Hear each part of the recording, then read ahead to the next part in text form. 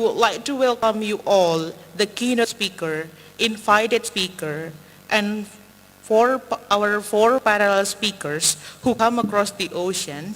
Together we are here, and together we are gathered to learn and enlarge our horizon of knowledge related to our topic, Trend in English Language Teaching Methodology. Moreover, our gratitude and appreciation to all participants of this webinar. Thank you for joining this presentation. Here, I, Dinar Dipta, am ready to assist you during the session. Now let's just move on to our first agenda. By reciting Basmalah, Bismillahirrahmanirrahim, we shall start the session. Before going on to the specific titles of presentation, let us together hear the reciting of Holy Quran that will be recited by one of our English department students. Please welcome Mr. Farid Taufik Nugraha.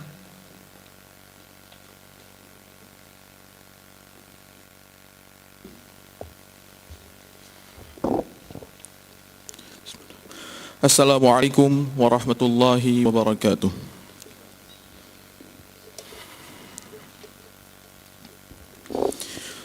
أعوذ بالله من الشيطان الرجيم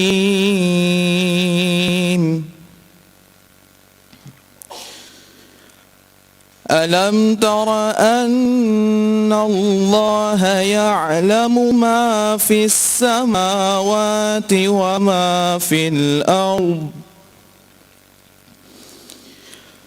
ما يكون من نجوى ثلاثة إلا هو رابعهم ولا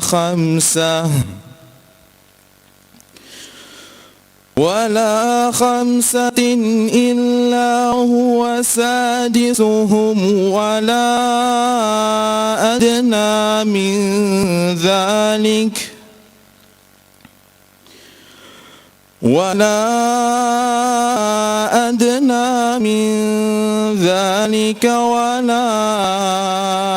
أكثر إلا هو معهم أينما كانوا ثم ينبئهم بما عملوا يوم القيامة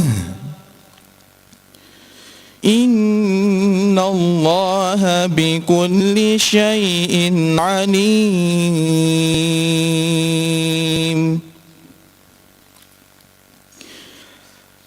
ألم تر إلى الذين نهوا عن النجوى ثم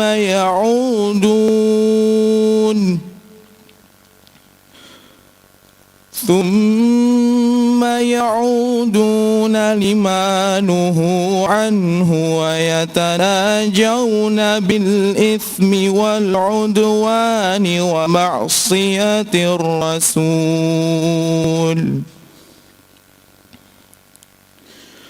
وإذا جاءوك حيوك بما لم يحيك به الله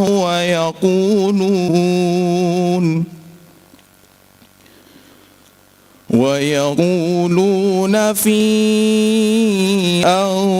أنفسهم لولا يعذبنا الله بما نقول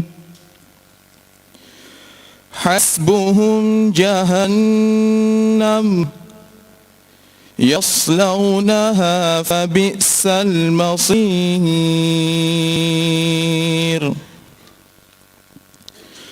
يا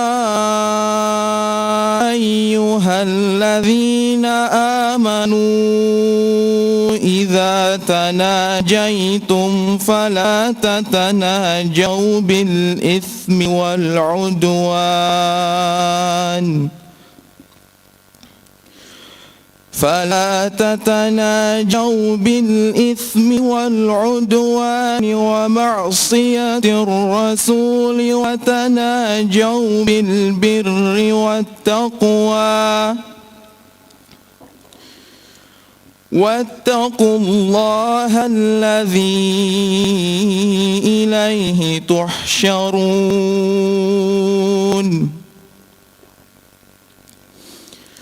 إنما النجوى من الشيطان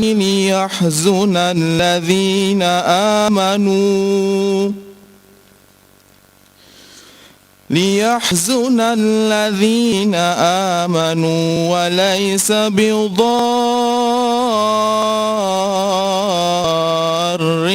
شيئا إلا بإذن الله وعلى الله فليتوكل المؤمنون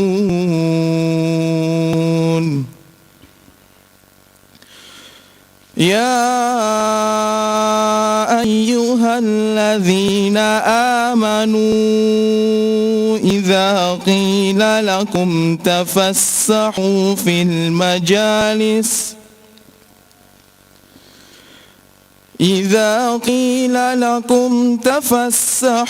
في المجالس فافسحوا يفسح الله لكم وإذا قيل انشزوا فانشزوا يرفع الله الذين آمنوا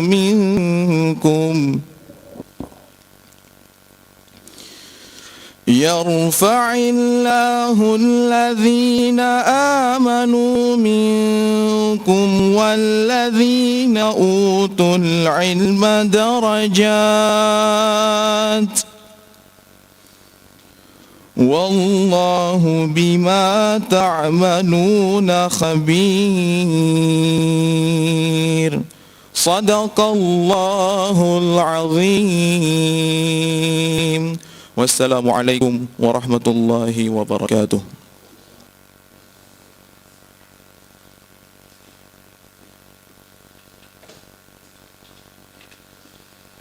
That was a beautiful piece of Holy Quran we heard. Thank you very much. The next session will be the singing of National Anthem Indonesia Raya and Hymn of Ponorogo. To all the audiences in this room, you may please stand on your feet.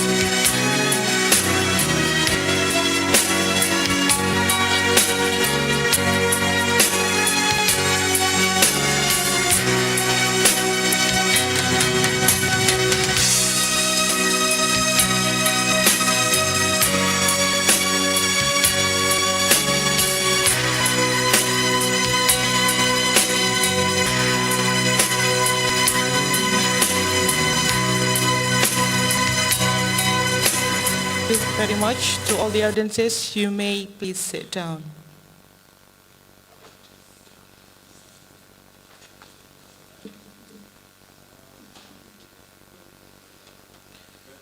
Very well. The next session will be the opening speech from the Dean of Faculty of Tarbiyah to Dr. Agus Budiman, M.Pd. Please proceed.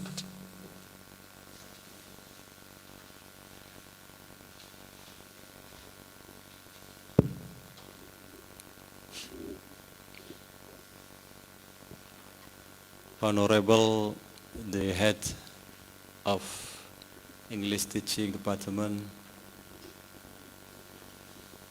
Ustadzah Nurrahma Sutisna M.Pd, Honorable lecturers,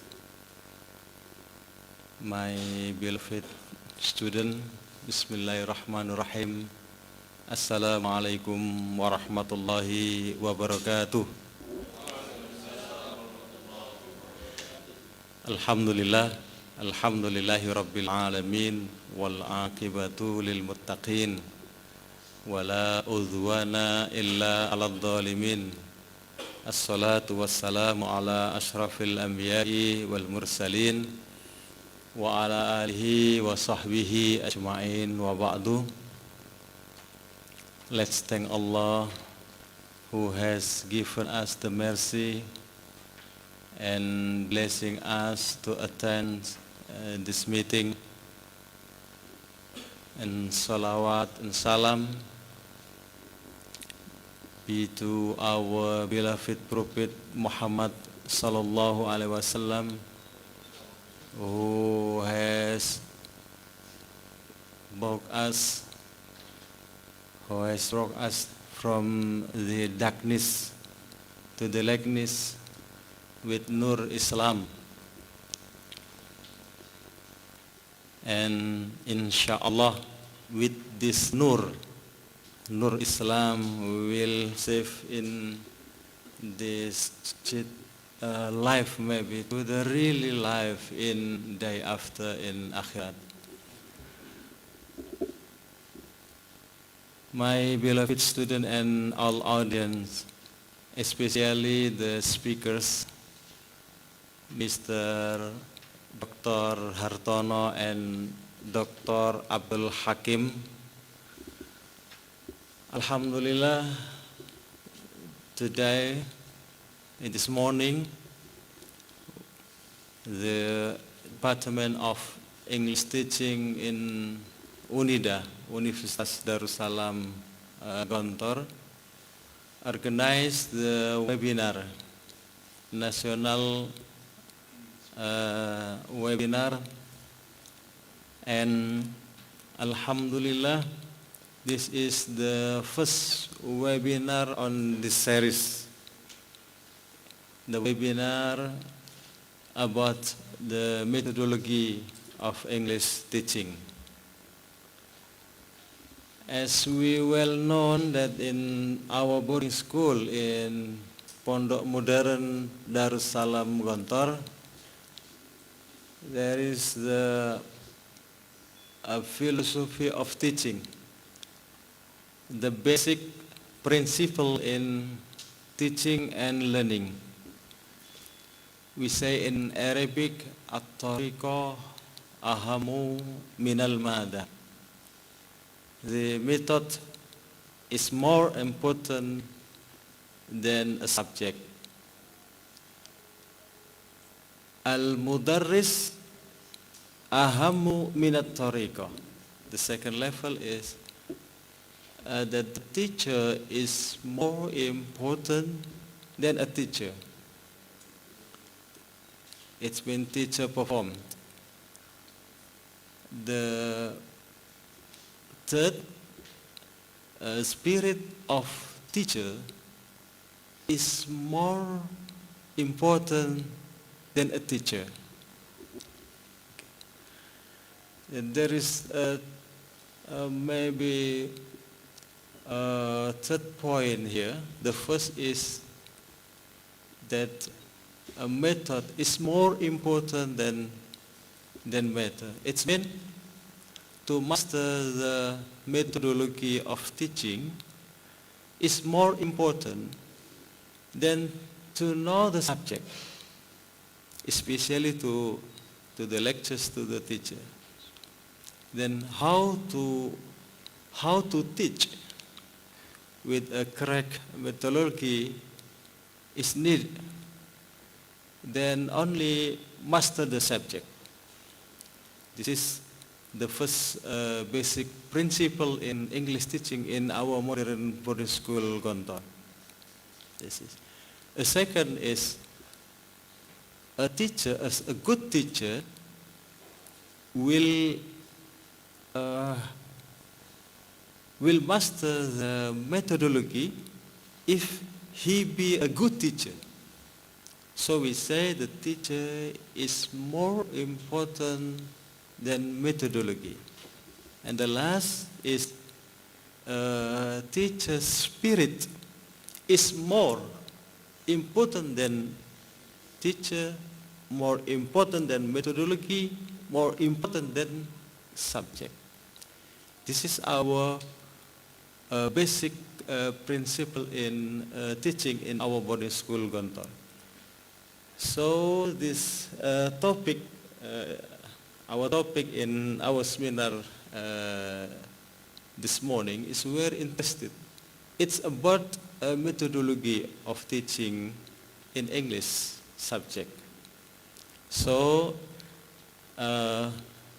let me thank to our special speaker, Mr. Dr. Hartono and Mr. Dr. Abdul Hakim. We will learn, we will study from them the methodology of teaching, or how to improve the teaching ability in our boarding school, especially in our department, because English teaching department, or TBI, Tadris Bahasa Inggris, this is the first year. Yeah, the first year, maybe only 10 month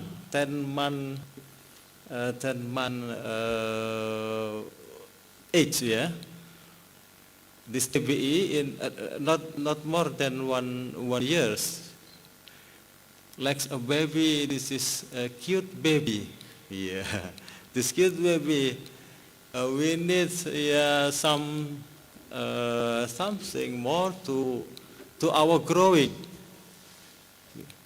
So finally, we thanks to our speakers in this seminar, and to my student and the audience in many countries.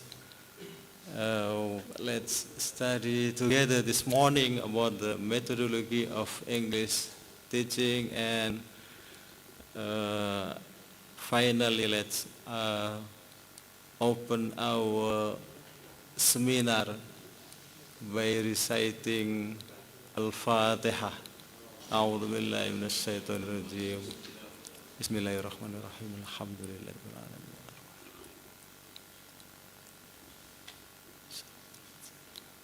Ghairil maghdubi alaihim waladdallin. Okay, thank you. And the last, we say Assalamu alaikum warahmatullahi wabarakatuh.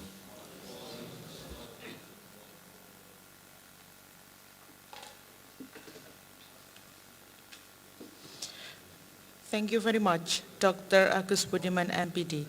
Now, let me introduce you to our awesome keynote speaker for today, Dr. Hartono, M.Pd. He was born in Kediri, 23 of September 1962, third degree and doctoral degree in the State University of Malang. In additional education, he finished the management of higher education in a short course in Auckland Institute of Technology in Auckland, New Zealand, and also gained American Studies short course in New York University, New York, America, Furthermore, he also gained the doctoral research in sandwich program from Curtin University, West Australia, Australia. And also, he, in enhancing international cooperation as a short course, he gained it in the University of Minnesota, America. While he has a lot of experience related in the research and also the social empowerment, I'm going to read to you the current research from Dr. Hartono into 2020. He researched about the assessment of students' writing skills for effective teaching of writing. And also for the social empowerment in 2020, he wrote about the life skill of women empowerment, patchwork for creativity and entrepreneurship. He also has a lot of scientific publication in a lot of journals that I cannot read it one by one because he has a lot of experience in it. Maybe I'm going to move on his book. He wrote several books. In 2020, he wrote about English for animal husbandry. And in 2019, he wrote about English for civic and law. He also wrote English for sociology, English for accounting, English for management, English for medical science, and English for physiotherapy. So it seems like he has a lot of experience related with English for specific purposes. So it means that we have the right choice to choose Dr. Hartono as our speakers for today's presentation. Okay, very well. Move on to directly presentation for our keynote speaker. Now we will hear the presentation of our keynote speaker, but before that, let me remind you, if you for all of the audiences, if you have any questions, please do not hesitate to type in on the screen because we are going to have the Q&A or question and answer session after the presentation. So if you have any question, please do not hesitate to type it on the screen. I'm going to read it and ask the speaker to try to answer your question. Thank you very much. Okay, now let us please welcome Dr. Hartono M.Pd as our keynote speaker for today. And his presentation will be entitled In Current Trends in Language Teaching. To Dr. Hartono, please enjoy the stage.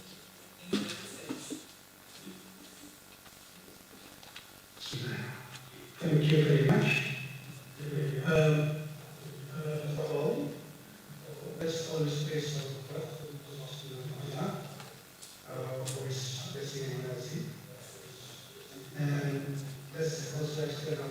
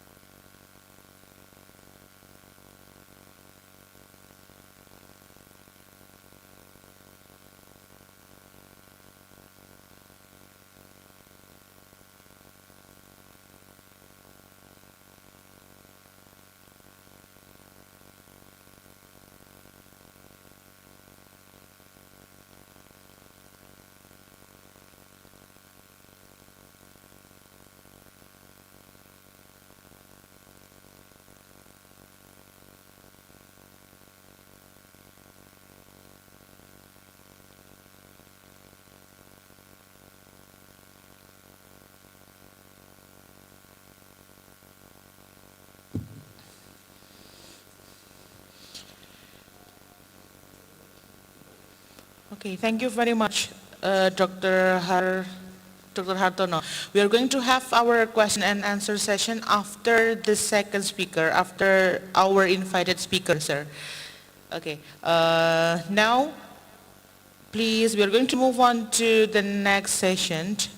We are going to hear the speech of our invited speaker, Mr. Abdul Hakim M.TESOL. But first of all, let me introduce you to our invited speaker curriculum vitae.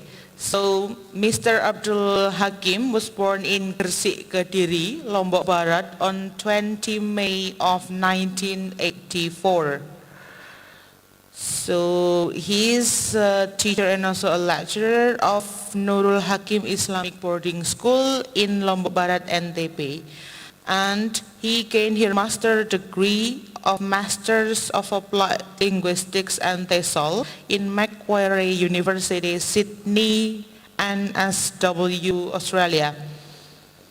He also gained his bachelor degree of education at Faculty of Education for Language and Arts, English Department in IKIP, Mataram on 2010. He has several informal education. The first is the participant in Local Area Entrepreneurship Acceleration held by ICMI and Ministry of Economics of Indonesia in 2013. That's actually his latest informal education. He also has a lot of achievement related to ELD. One of them is he is awarded an Australia Award Scholarships to pursue a master's degree in an Australian university in 2016. So he gained his master's degree by the scholarship. And also he has a lot of experience in organization and community involvement.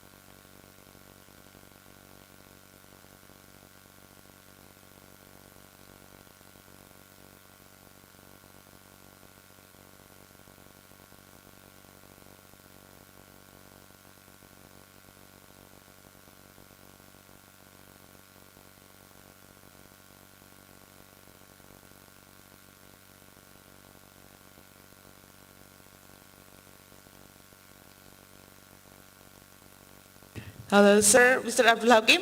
Yes, we can hear your voice.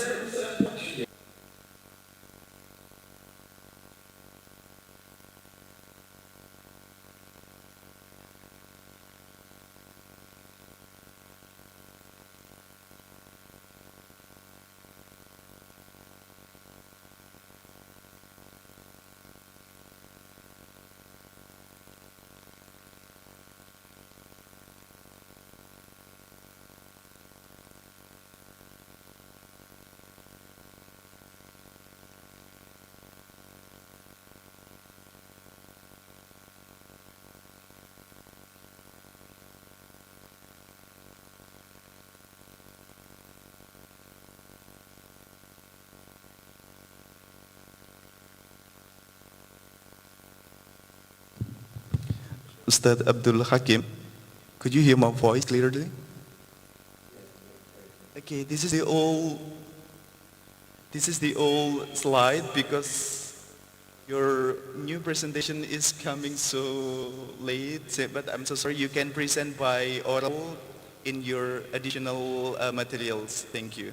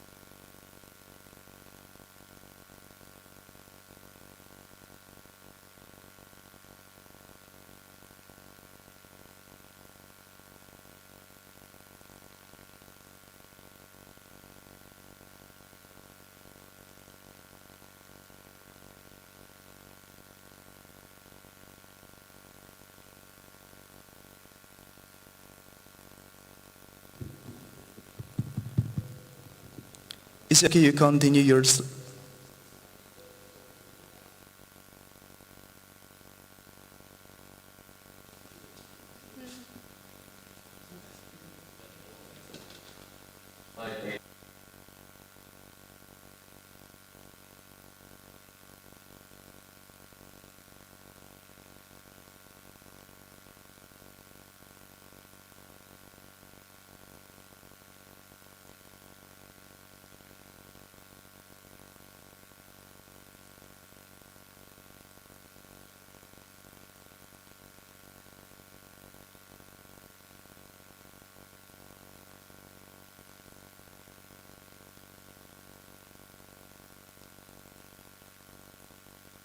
Yes, boss. Yes, please, sir. You may continue your presentation.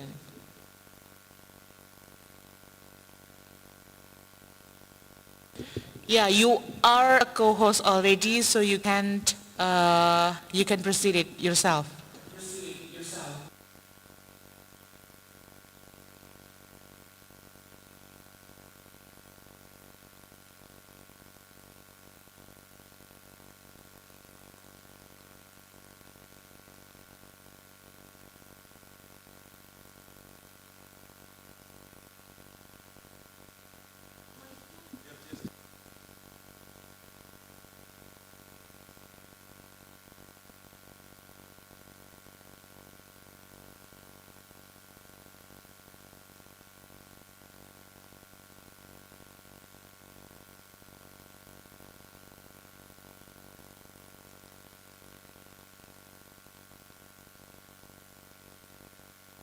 We can see your screen already.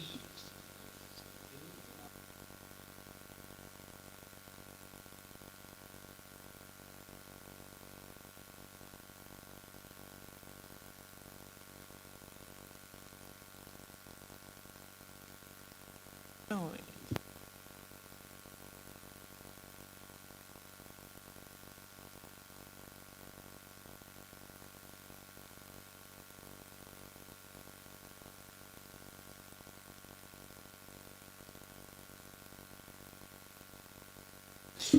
Yes, we can see your screen, but it's still yeah, it's website. It's not a slide, sir.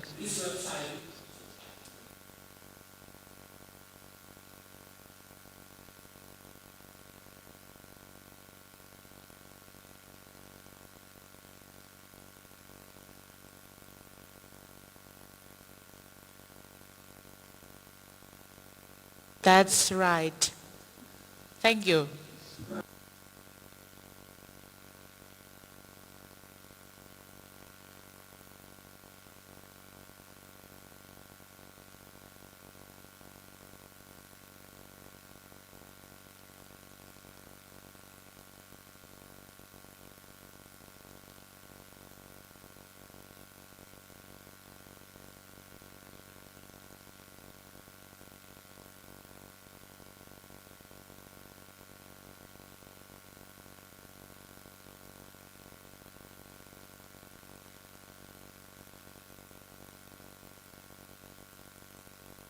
Yes, please proceed.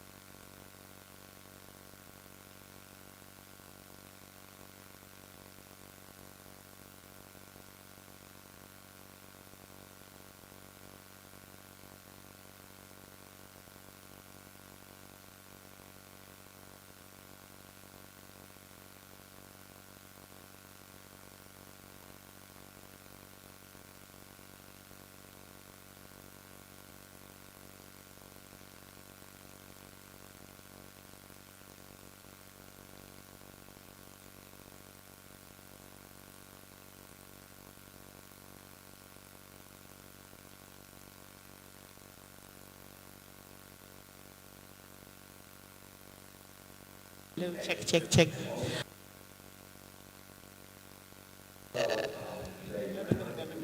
Sorry, sir, to interrupt you, but your time is very limited. Thank you. Yep.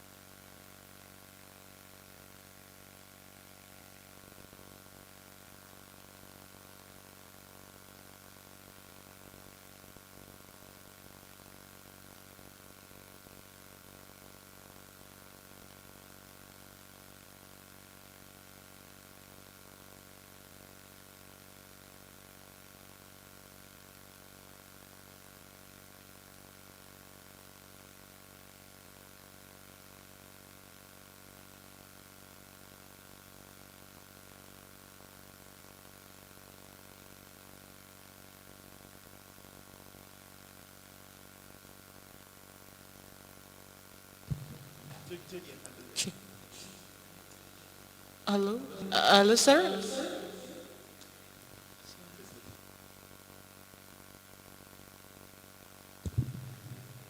I'm sorry, we lose you.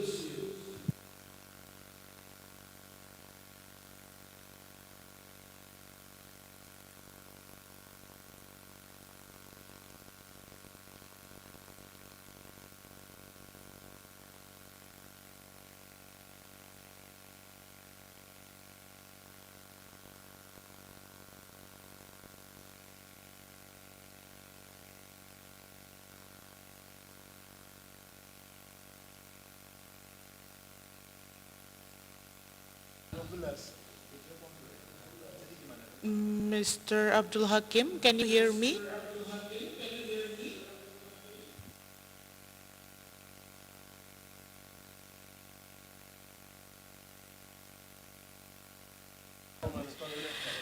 All right, so it seems like we have several issues related to our connection, but that's fine. Let us just move on to our next agenda. So it seems like we are going to have our question and answer session. And like I said before, if you, for all of the audiences, if you have any questions, just please do not hesitate to type in on the screen. And it seems like we already have several questions in our screen. I'm going to read it and give several times for the speakers to answer the question.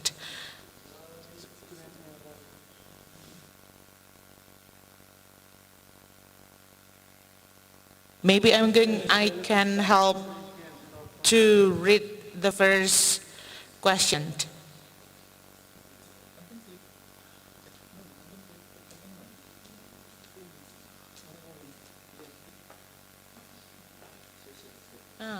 All right. That's okay. We can see the questions on the slide.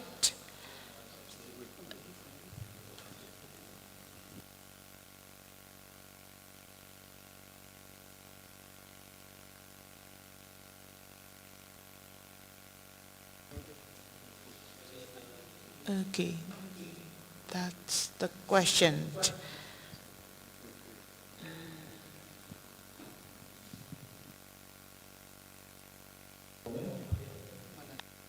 Will be for both Mr. Hartono and also Mr. Abdul Hakim. Okay, let me see the question. Okay, the first question is actually from University of 11 Maret, from Mr. Nasution, I suppose to. And the question is, hello, Mr. Hartono, I want to ask a solution to a very common condition. What if a teacher, you can say a teacher in a remote area who doesn't have access to any mobile technology, what they can do to help them upgrading their teaching methodology? Thank you for your suggestion. Okay, I'm going to give several times to Mr. Hartono to answer the question, please.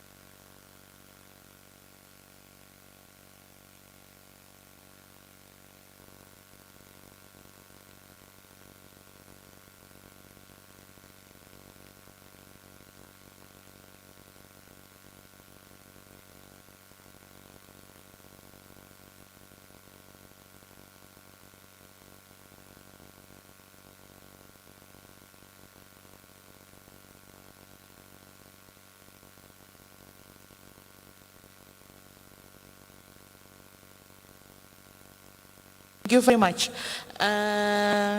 for the answer. Now we are going to have second question from Hayati Nupus. I'm sorry.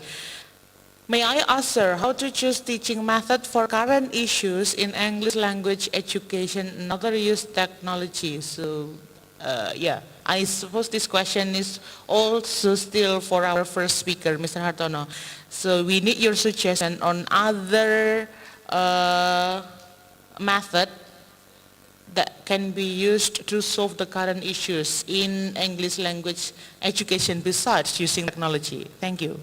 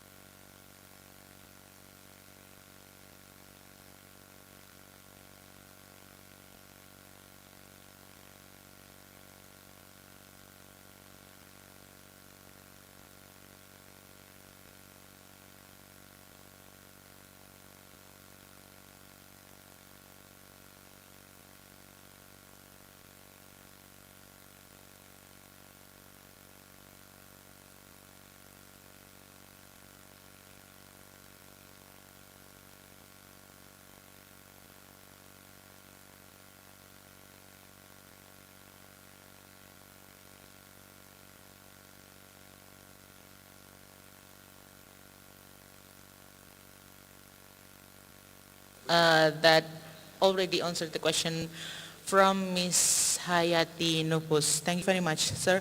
All right, now I'm going to read another question from Mr. Siswoyo Tawo. So his question is, it can be found that some students who learn English and Arabic language are not balanced. Most of them more fluent in Arabic language than in English language, I guess. Though they have practiced in the same way, how to get them balance their Arabic and English proficiency? Thank you. So I think this question is presented to our invited speaker, Mr. Abdul Hakim. Can you answer the question, sir?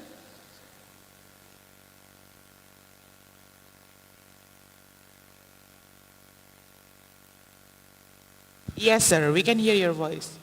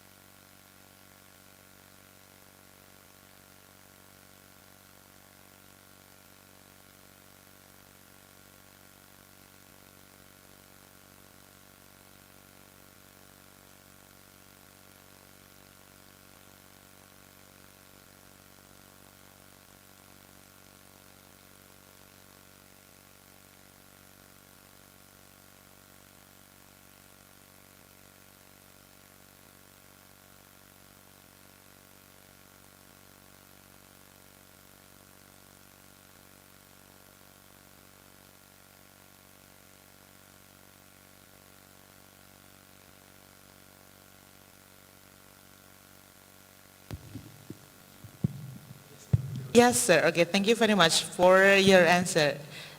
We still have one question left. The last question. The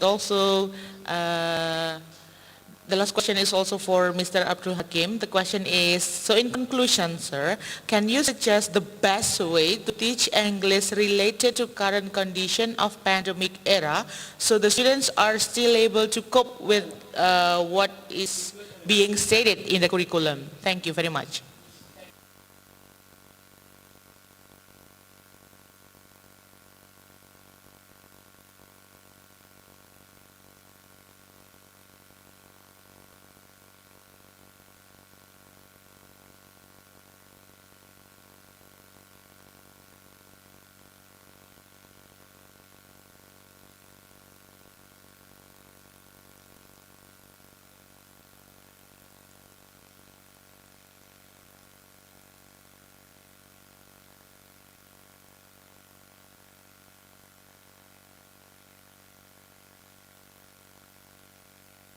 Yes, sir.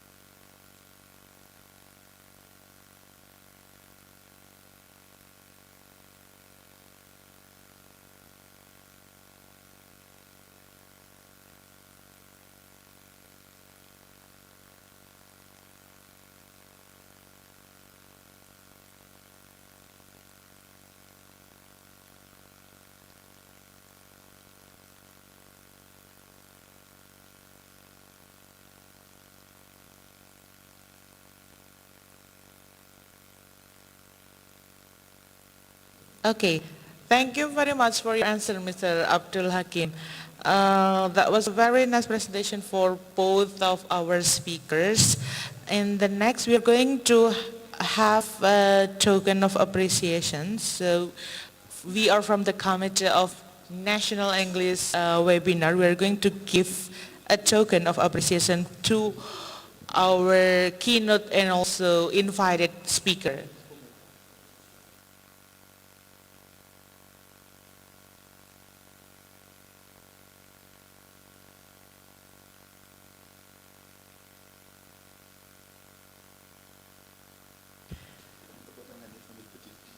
All right, to all of the audiences that is in this room, and give applause to our first keynote speaker, please.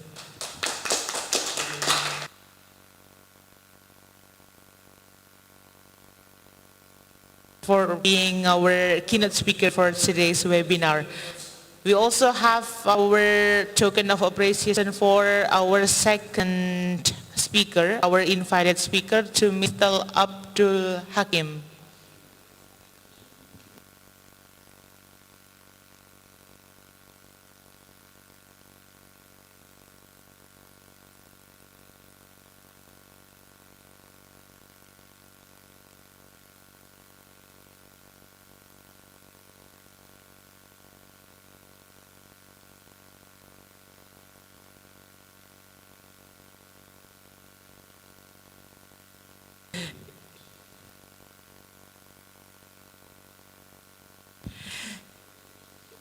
Can we see the token of appreciation for Mr. Abdul Hakim, please?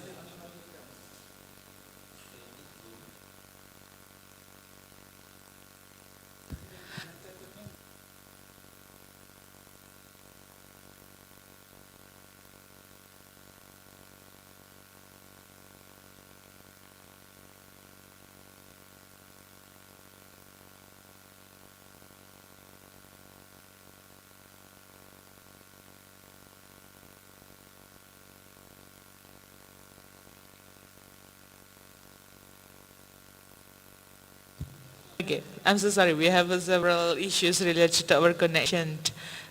We are going to give, let me repeat it one more time. We are going to give the token of appreciation to our invited speaker, to Mr. Abdul Hakim. That's it. To all of the audiences here, please give applause to Mr. Abdul Hakim.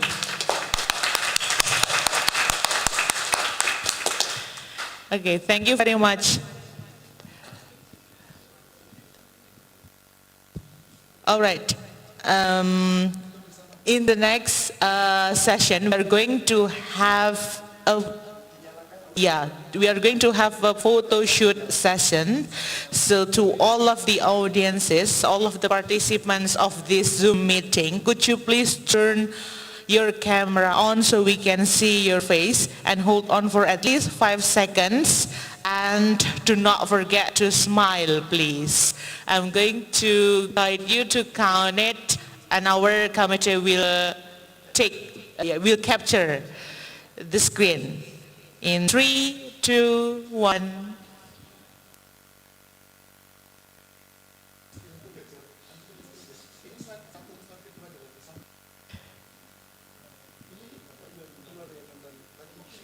Okay, one more. 3, 2, 1.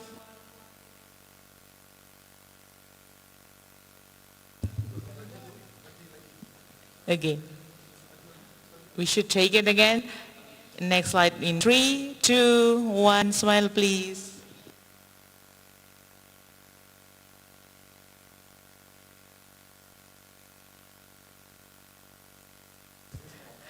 All right. Thank you very much. Thank you to Mr. Hartono and also Mr. Abdul Hakim. Thank you for being our keynote speaker and also invited speaker for today's presentation. We to the next agenda of our parallel sessions of our speakers. We are going to have 4 parallel speakers. I'm going to introduce it to you. For our first speaker, let me introduce you to Mr. Nurrahma Sutisna Putri. Mrs. Sorry, I'm so sorry. It's a Miss, yes. Miss Nurrahma Sutisna Putri. She is an English lecturer of University of Darussalam, Gontor. She is a critical, hardworking, and also a very passionate lecturer. And her area of expertise is actually include listening, writing, materials development, teachers' professional development. She graduated from State University of Malang, and also she has gained a lot of experience dealing with the organization and also in English language teaching. So just go directly to our first speaker. Let us please together welcome Ms. Nurrahma Sutisna Putri. In 10 minutes, the stage is yours.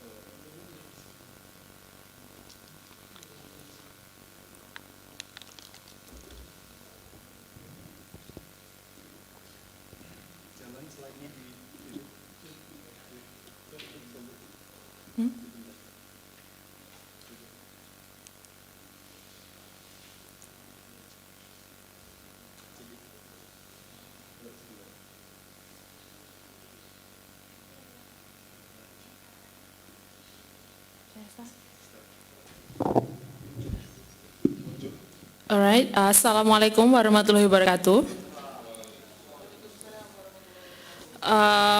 First of all, let me introduce myself. My name is Nurrahma Sutisna Putri, and I'm currently one of English lecturers at English Language Education Department at University of Darussalam, Gontor.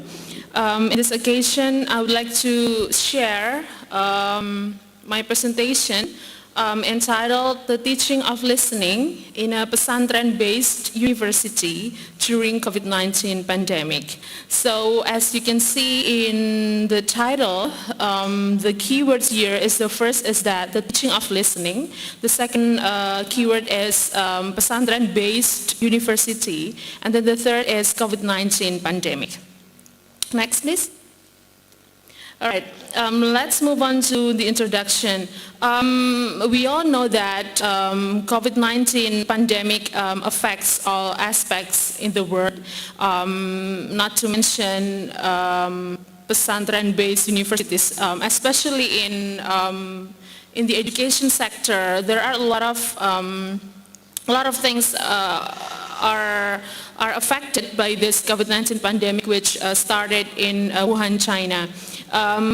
In this case, in the case of English language teaching, one of the courses which is affected here is the teaching of listening. Why? Because usually in face-to-face teaching learning activity, teachers can play audios, can use the speakers, audio speakers, but then this pandemic hits everyone, hits the teaching and learning activity. So then teachers are facing challenges on how to teach listening. That's the case. And then the second case is that in this research, I conducted this research, and then different from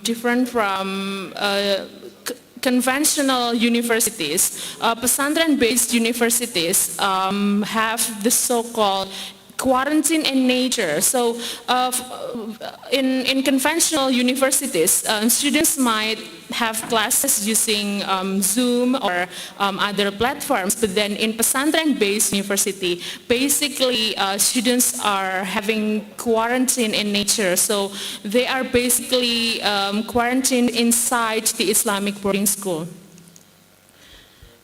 So then the study aims at investigating students' perspectives on the teaching of listening in a pesantren-based university. So I only focused on students' perspectives. I did not address other aspects, so only students' perspectives. Okay, so the method that I used here is a descriptive qualitative research design. So it aims to describe what the students think about the teaching and learning activity. So it tries to depict or portrays students' opinions and ideas regarding the teaching and learning activity.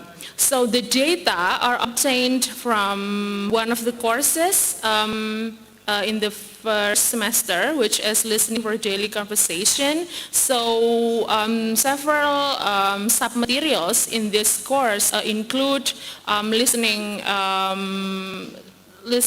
at the classroom, listening at the cafeteria, listening at the library, and so on and so forth. So there were 18 male and 6 female students taking part in the study. So perhaps some of you do not know that in a pesantren itself, there are several characteristics of a pesantren. The first is that it is established based on Islamic values with Kiai as the central figure, that's first. The second one is that mosque as the place for worship.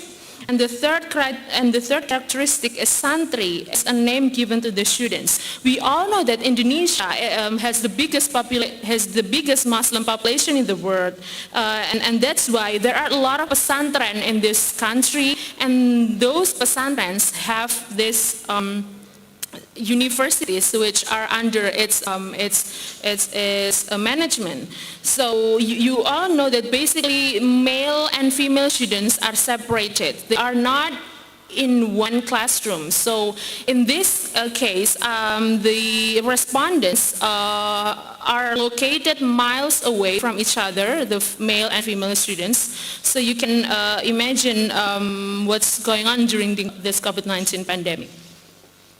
Okay, so the method, like I said before, the students are asked using a questionnaire on the first is about the materials in the course, in the listening for daily conversation course, and the second is about the teaching and learning activity itself. So what is it?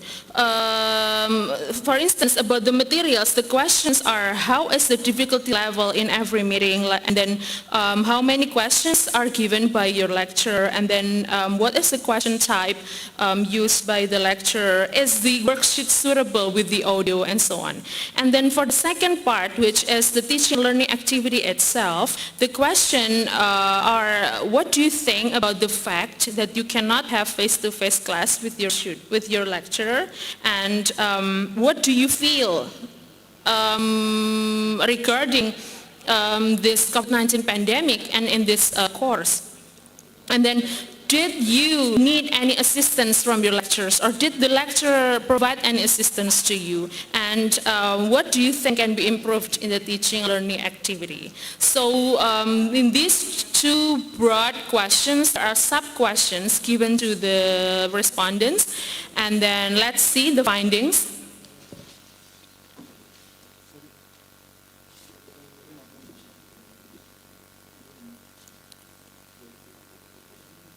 Okay, for your information, in this Pesantren-based university, the lecturers can teach male students face-to-face. However, for the lecturer in female campus, the lecturer cannot teach the female students face-to-face. So you can see how different it is for both lecturers teaching the same course, and then how the differences in gender here can really affect the result of the study. So I will try to share you the findings as well as the discussion.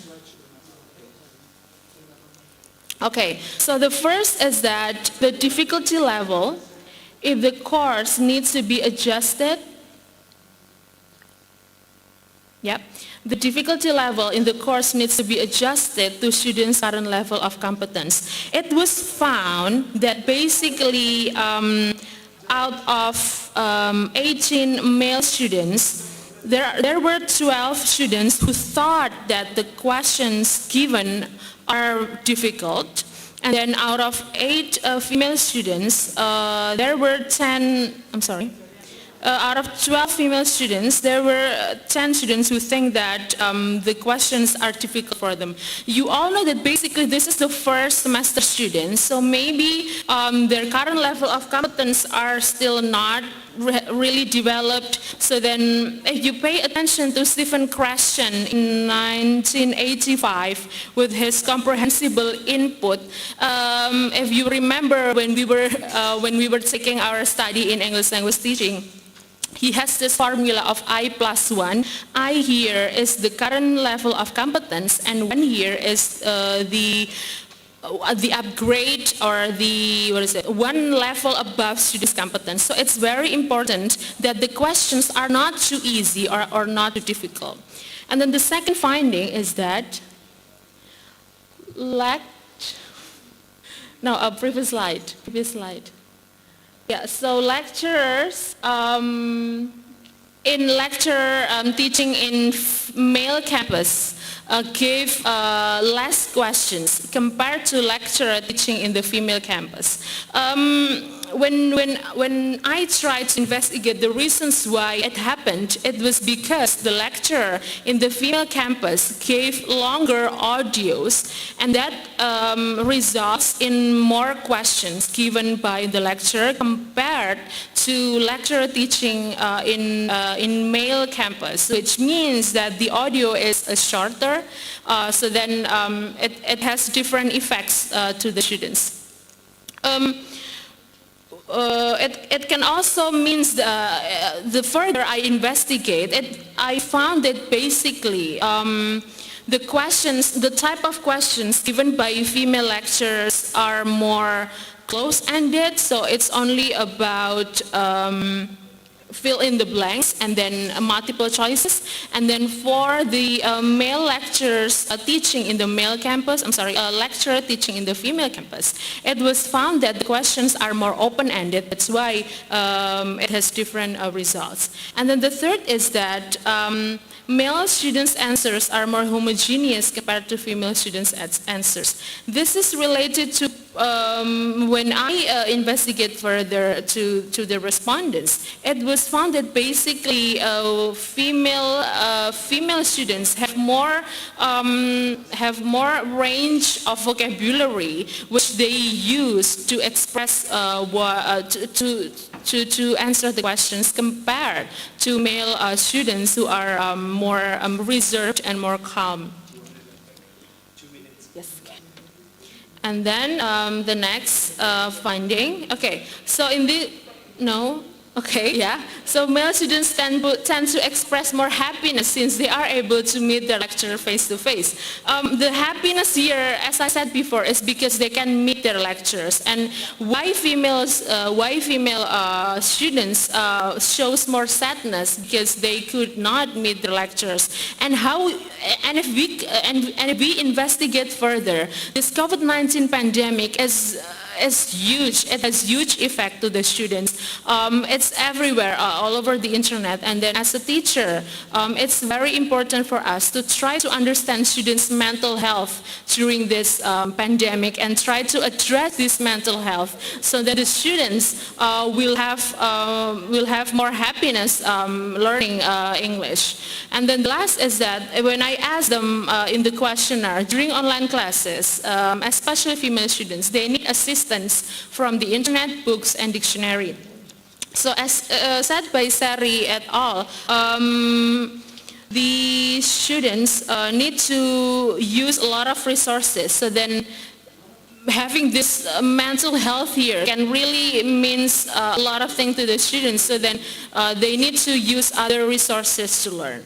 And then the last is that students admit that the lecturers provide assistance during the teaching and learning activity. Of course, for female students who having online classes, the assistance is very limited compared to male students who can meet their lecturers. So this teaching Roda said that it's important to have teacher-student relationships, especially for male students, because for male students, the teacher-student, not yet, because the teacher and student relationship tends to be weaker compared to teacher and students relationship for females.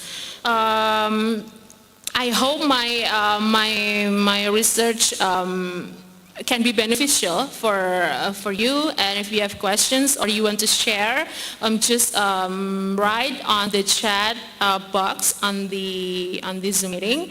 That's all from me. Thank you very much. Wassalamualaikum warahmatullahi wabarakatuh.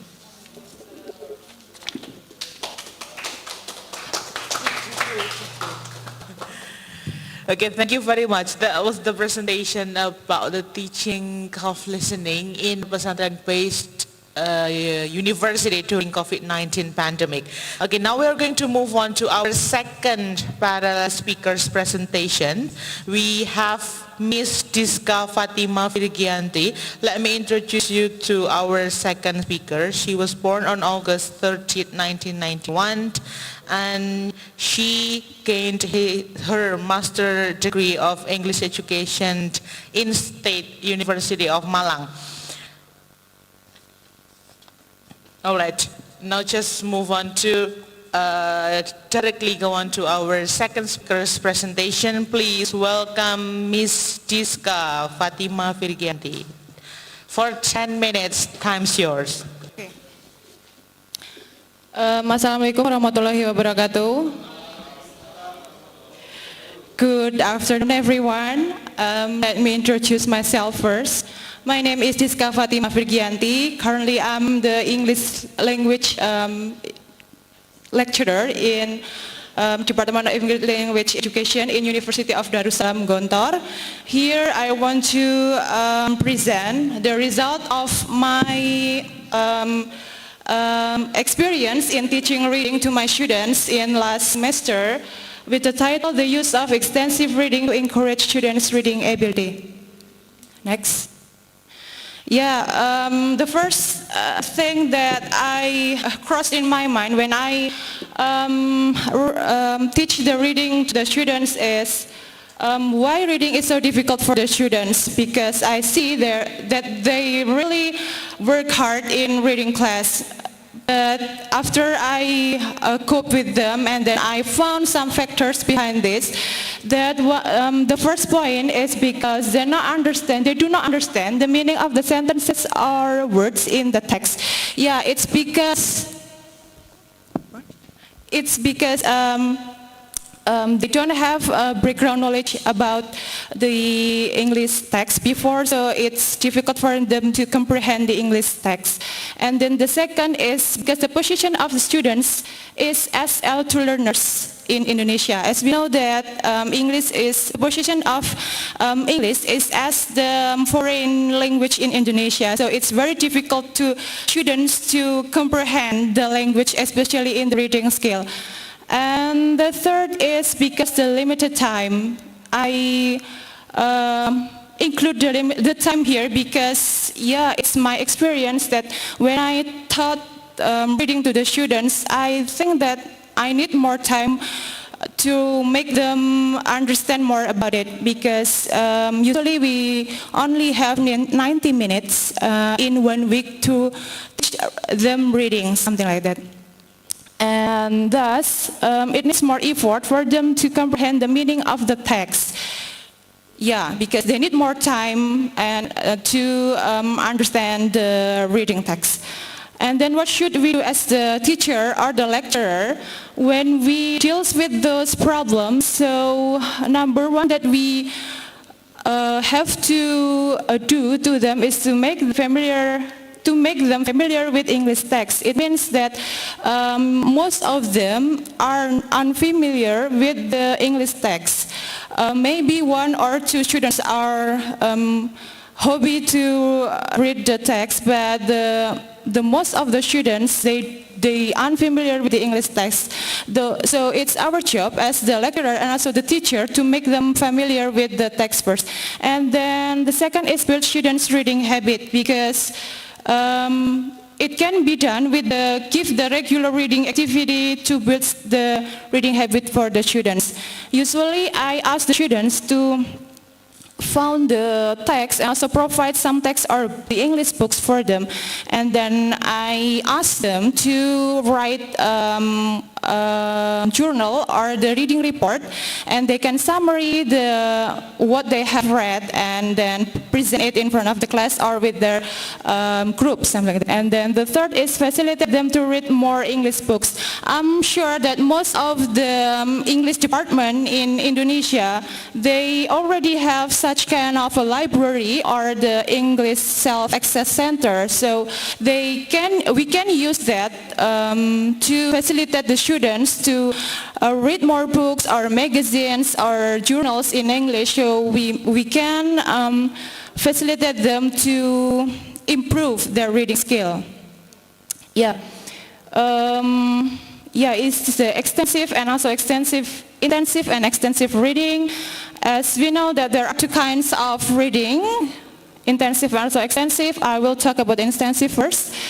In intensive reading, students are accustomed to read short texts with close guidance from the teacher. So it is closely related to the academic reading, I guess, and then usually the teacher or the lecturer gives the text to the students and also the questions on it.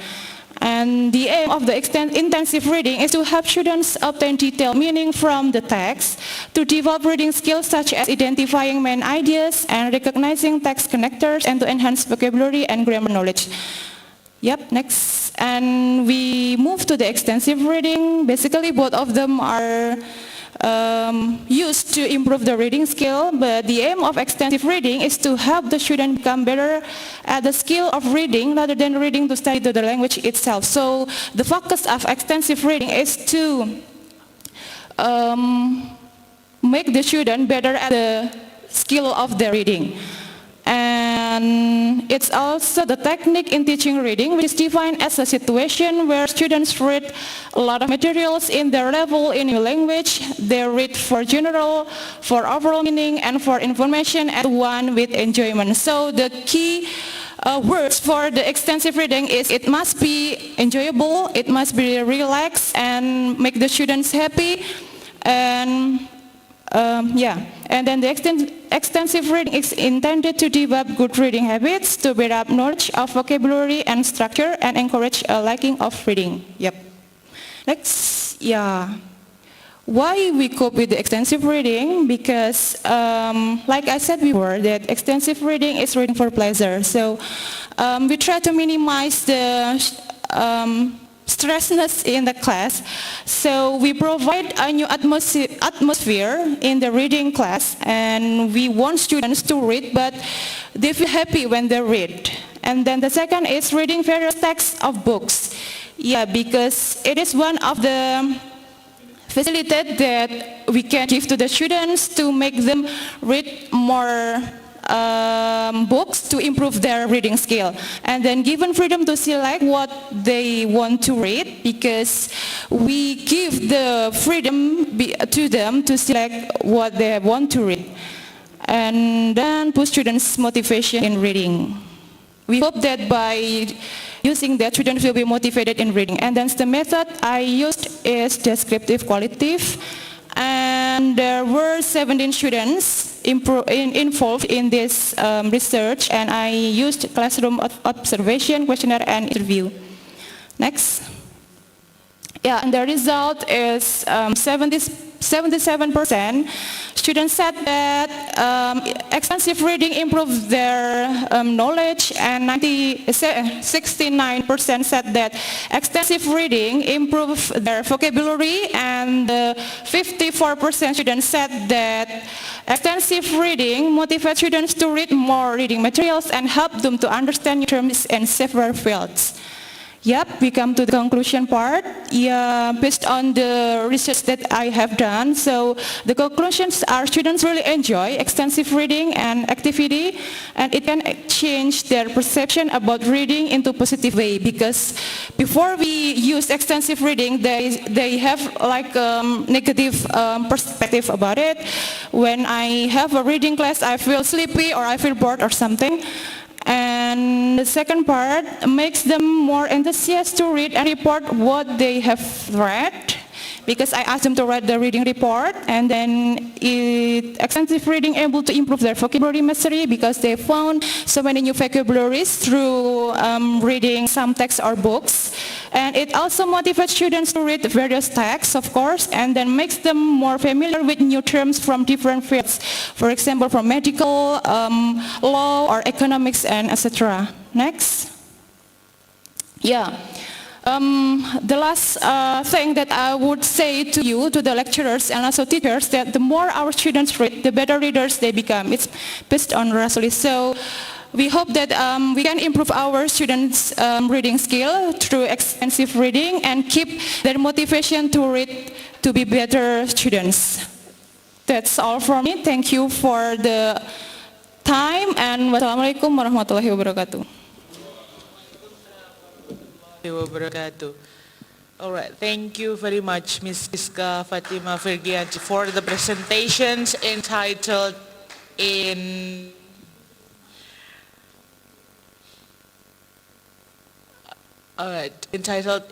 the use of extensive reading to encourage students' reading skills. It seems like she is a kind of master of reading or something. And that's good. Okay, now we're going to move on to our third parallel speakers. We have Miss Eka Indah Narayani. She is a passionate English lecturer as a foreign language who has big willingness to improve her skill and competencies. So she graduated from 11 Maret State University in English language department as her master degree, and also she gained her bachelor degree in State University of Surabaya, also in English education department. She has several experience, and also she has a lot of skills related to English language teaching. She is the master of grammar and also academic writing, English for academic purposes, and also English for specific purposes, such as let us directly please welcome Miss Eka Indah Narayani. For 10 minutes, stage is yours.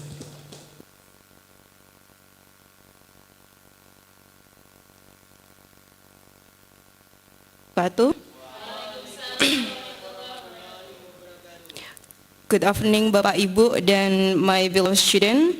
Alhamdulillahirabbil alamin, salatu wassalamu ala mursalin wa ala alihi wa sahbihi ajma'in, amma ba'du. Thank you for the time given to me. It is a great pleasure. It is great pleasure for me to be here. Today I would like to share my reflection on a grammar teaching method based on student grammar learning strategy. First of all, let me ask you several questions.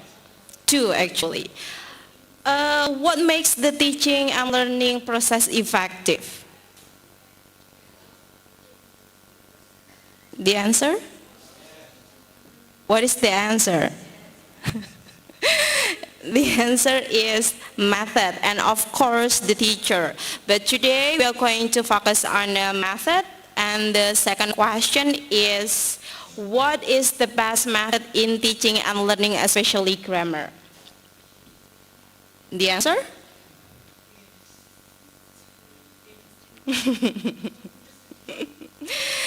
And it seems like that there is no single best teaching method, especially for teaching grammar, because we have to consider several factors and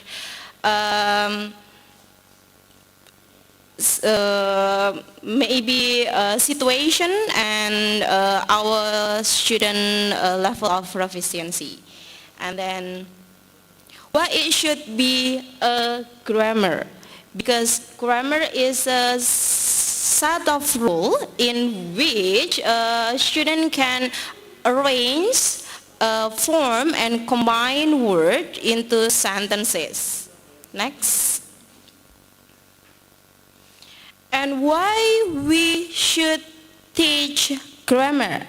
Because grammar serves as a sentence machine. It means that grammar serves as the mean for limitless linguistic creativity. It means that we can create more activity for the student to be more creative in combining and forming a word into sentence. And then the second is teaching grammar serves as a fine-tuning argument. It means that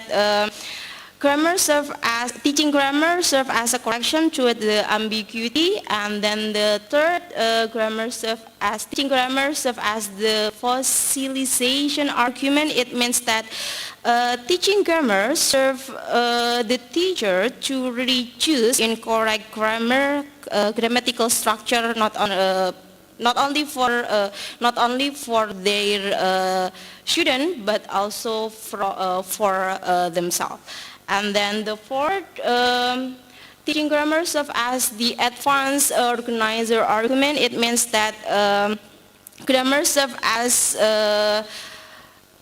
means for advancement of language acquisition. And then the fifth, grammar serves as a discrete item. It means that using grammar in teaching, teacher and the student can reduce language tasks. And then the sixth, it is teaching grammar serves as a true law. The T is missing. Oh my God. It means that teaching grammar can offer student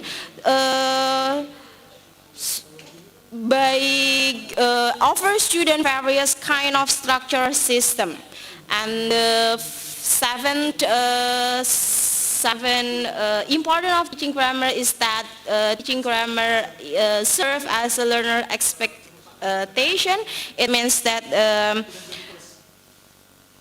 grammar teaching grammar provide a student learning experience not only about linguistic structure or grammatical structure, but also experience dealing with the method, dealing with the technique, dealing with the strategy, and so far and so far. And then the next, there are several methods in teaching grammar. The first one is deductive. Deductive means that the teacher explain first about the rule, and then she or he serve the student with the several practices, and it is a good method, because in this area the activity deductive means that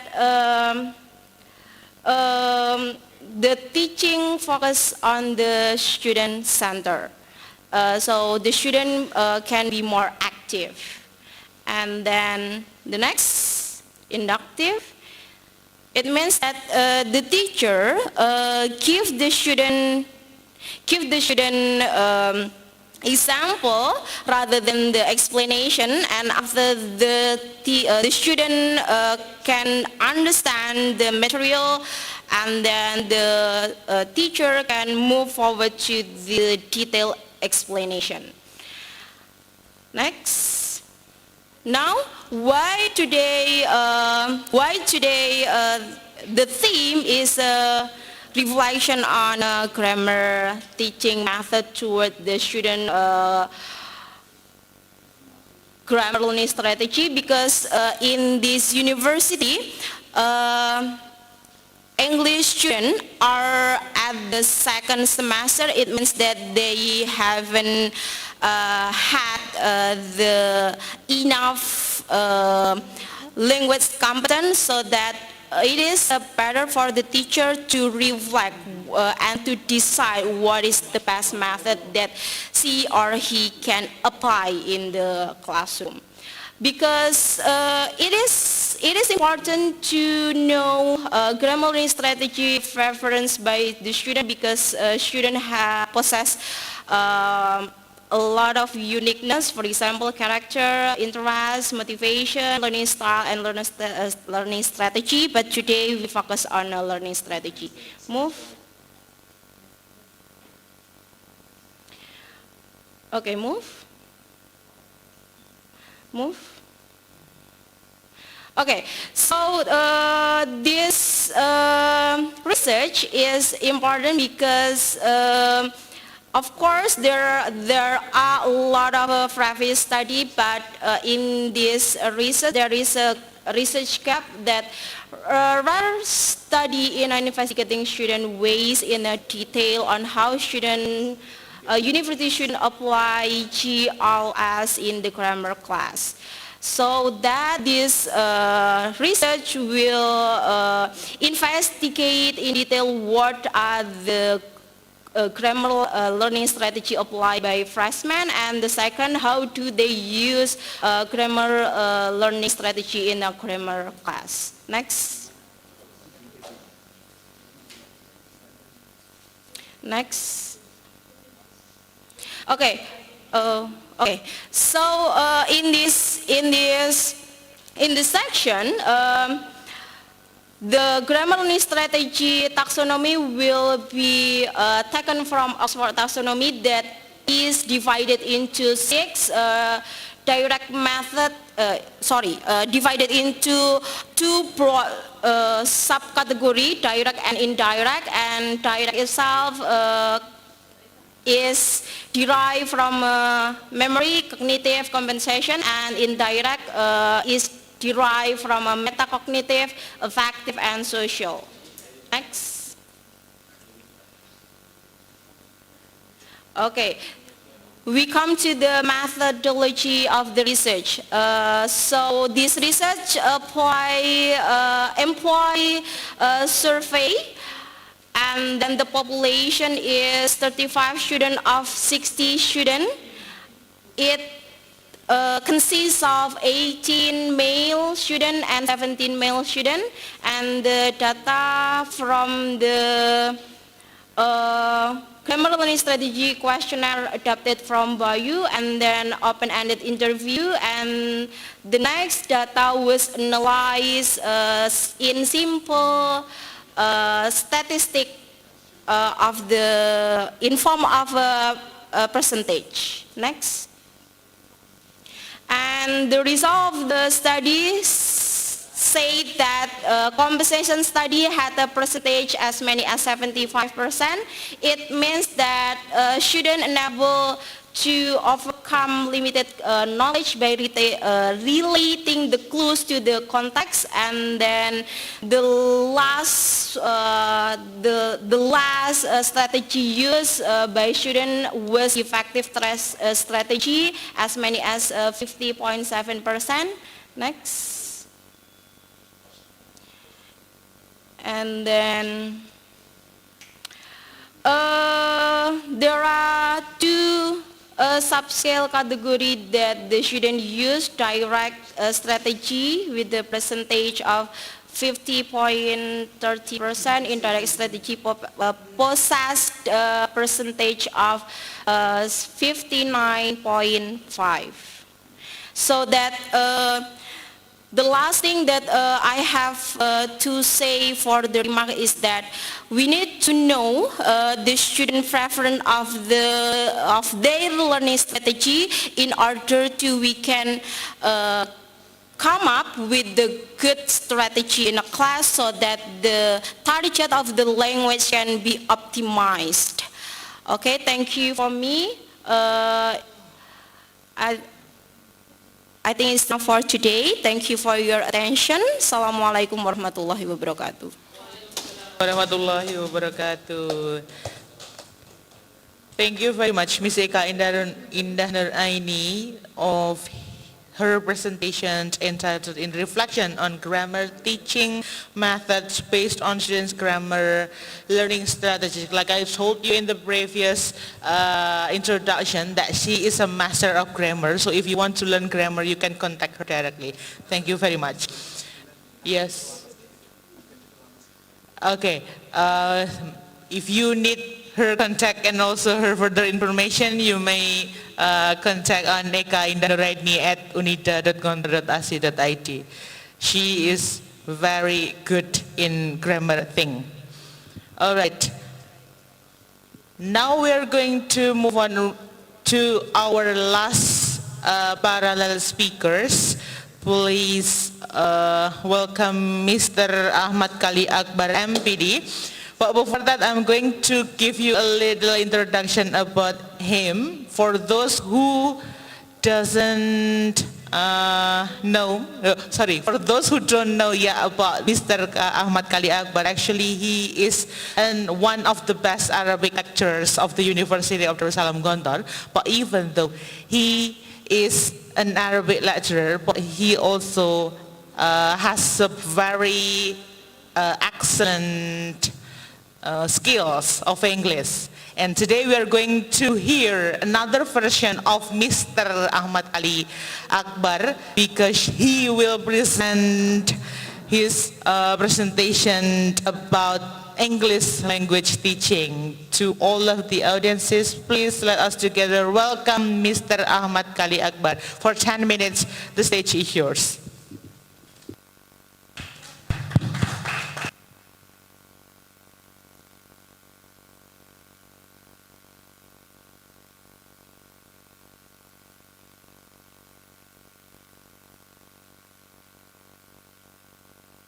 Yes, okay.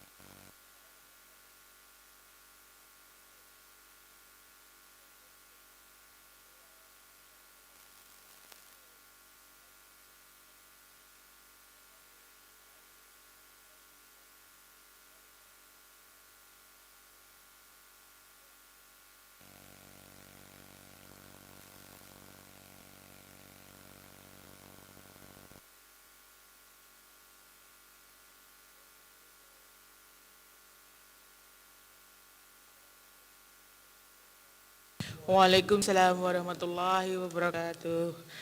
All right. Thank you very much, Mr. Ahmad Kali Akbar, for the presentation entitled "In the Direct Method of Teaching English in Gontor." Okay. Now we are going to have our second question and answer session.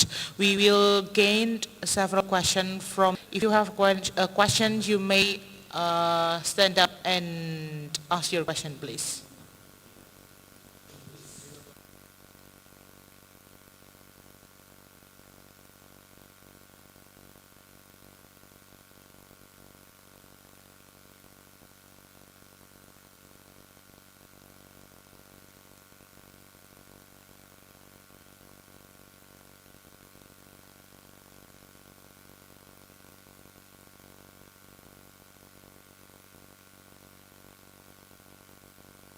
Assalamualaikum warahmatullahi wabarakatuh. Thank you for Mr. Kali Akbar for your speech. I am Jibril, one of students of English language education. And for information, I'm an alumni of Gontor. Like what you said before, Mr. Kali Akbar, students of Gontor is learning language like a baby, learning their mother language. Not just in class, but also in their daily life. But in fact, students of Gontor used to speak Arabic more than English. And I'm not sure why it could be happen. So, what does Gontor should do to improve his students' English skills? Thank you. Thank you. The question is for Mr. Ahmad Kali Akbar on how to improve Gontor students' English skill, because it seems like we learn English just like the baby. Thank you very much.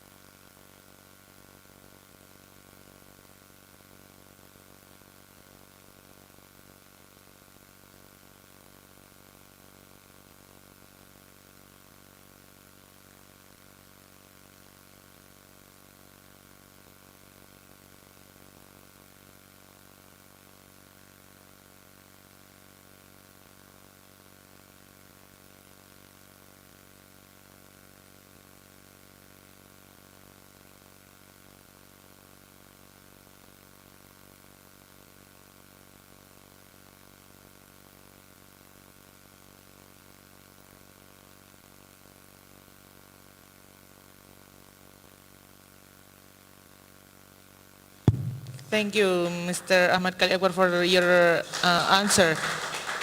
We still have one more question. Okay, yes, please. Stand up and please say what is your question.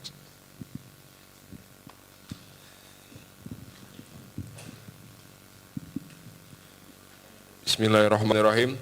Assalamualaikum warahmatullahi wabarakatuh. My name Muhammad Salman Farisi and I one of student from TBI. I have one question for Mr. Kali. During learning progress in my class, I have difficult to learn grammar, and my question to you, there is several way to learn grammar to be easier. Just this from me. Thank you. Wassalamualaikum warahmatullahi wabarakatuh. Waalaikumsalam warahmatullahi wabarakatuh. Okay, the question is how to learn effective grammar. I think this question is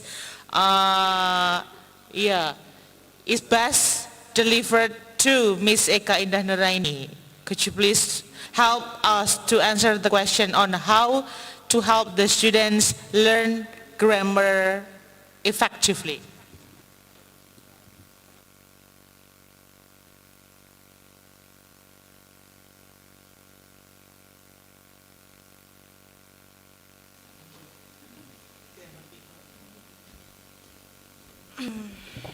Okay, I will try to answer. Actually, there is no the best way. You have to know yourself. What is your preferred strategy or your favorite activity? So by apply that's kind of your preferred activity, strategy or method, you can enhance your understanding of the target language. Actually, from the Ustad Kali is a better method that we learn English by using direct method, because a language is a matter of habit, so we have to make ourselves familiar with, and then we have to get much exposure of it, of the language, and then after that, don't forget to practice. Practice, because practice makes perfect. There is no shortcut in learning language. You have to practice it. Okay, thank you. I hope my answer satisfy you. Assalamualaikum warahmatullahi wabarakatuh. All right, thank you very much for the answer, Ms. Eka. So that's it. That's it. If you want to be able to master a language, there is no other way that you have to practice, because practice makes perfect. Okay, that's the quote of the day. Thank you very much. Okay, in the next session, we are going to have appreciation gift to all of our panel speakers.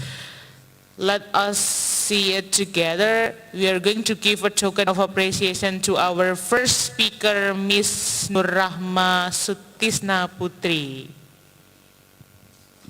Give applause, please.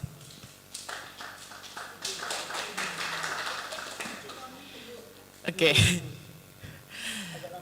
Yeah.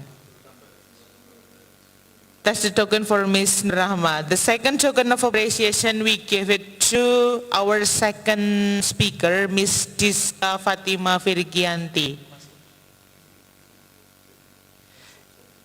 Okay, that's it. Please give applause.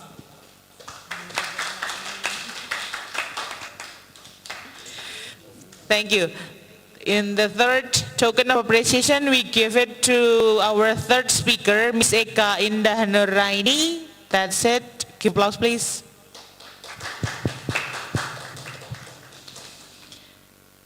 And the last token of appreciation, we give it to our last but not least parallel speakers, Mr. Ahmad Kali Akbar.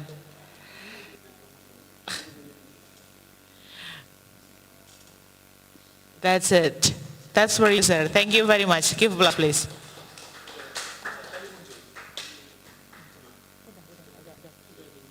Okay. Very well. We are going to have our second session of documentation after this. We will do it like in the first session. To all of the audiences, could you please turn your camera on so we can see your face and your smile.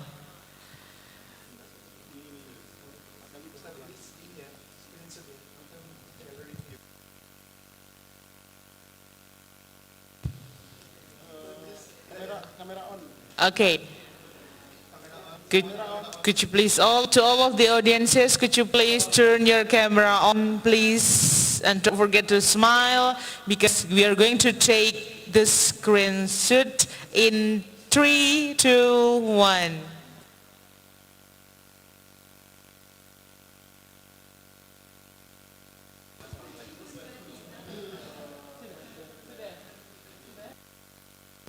Next. Okay, one more. In 3, 2, 1. Hold on.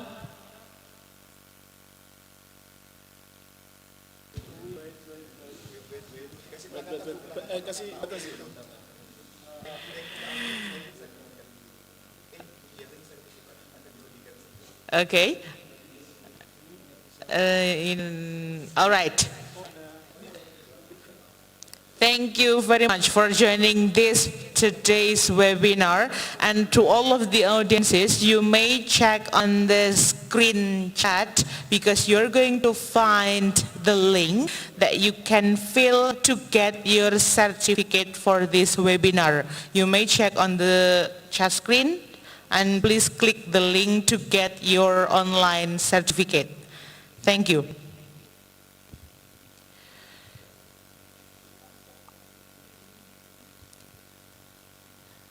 Finally, we are going to the end of this agenda. Before we are going to end today's webinar, let us hear together the prayer or the dua for Al-Ustad Diana Sul M.Pd. Could you please come to the stage to guide us for the prayer? Thank you.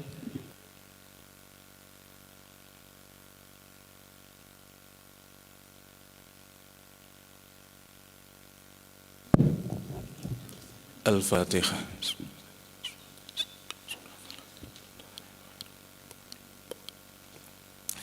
اللهم صل على محمد وعلى آل سيدنا محمد وسلم ورضي الله تبارك وتعالى كل صحابة رسول الله أجمعين والحمد لله رب العالمين. بسم الله الرحمن الرحيم. الحمد لله رب العالمين حمد الشاكرين حمد النائم حمدا يوافي نعمه ويكافيه مزيده. يا ربنا لك الحمد كما ينبغي لجلال وجهك الكريم وعظيم سلطانك. اللهم صل على محمد وعلى آل سيدنا محمد. اللهم أنت السلام ومنك السلام وعليك يعود السلام. فخينا ربنا بالسلام وأدخلنا جنة الدارسلام. تبارك ربنا وتعاليت يا ذا الجلال والإكرام. اللهم إنا نسألك سلامة في ديننا وعافية في جسدنا وزيادة في العلم وبركة في رزقنا وتوبة قبل الموت ورحمة عند الموت ومغفرة بعد الموت. اللهم إنا نسألك علما نافعا ورزقا طيبا وعملا متقبلا. رب اشرح لي صدري ويسر لي أمري واحلل عقدة من لساني يفقه قولي. ربنا آتنا من لدنك رحمة وهيئ لنا من أمرنا رشدا.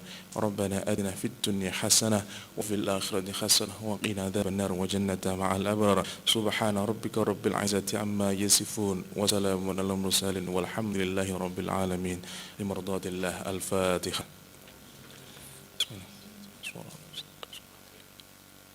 آمين.